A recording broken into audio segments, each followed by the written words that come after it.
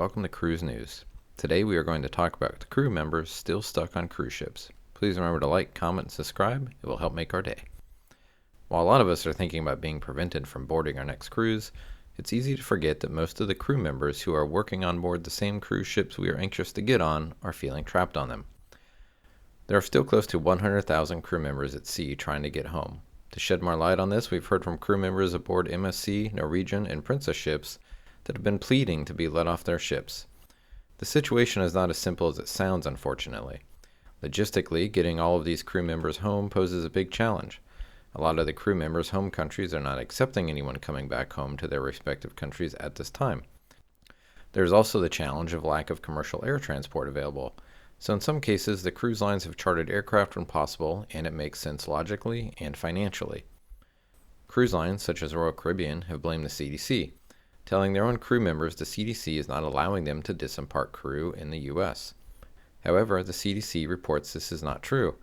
They will allow the cruise lines to debark crew if they sign agreements stating they will responsibly follow the CDC guidelines, which includes arranging private transport home. The cruise lines reportedly do not want to agree to cover these costs, which, given the amount of crew remaining, would be extraordinarily high. The CDC has stated they are disappointed the cruise lines are choosing not to cooperate and are more concerned with money over public health. Now is probably not the time to be fighting with the CDC, given how much control they will have on the ability for cruise lines to return to service within U.S. ports.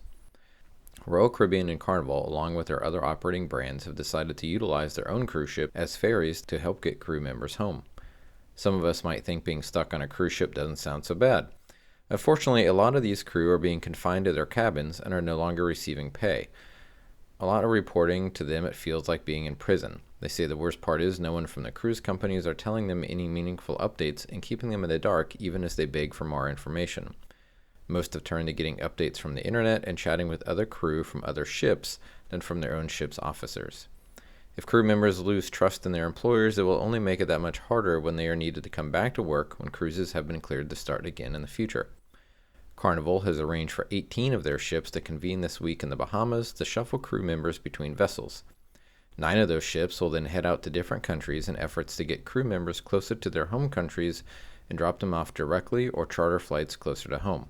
Royal Caribbean is utilizing 5 of their own ships to get crew members back to Bali, Manila, and Shanghai.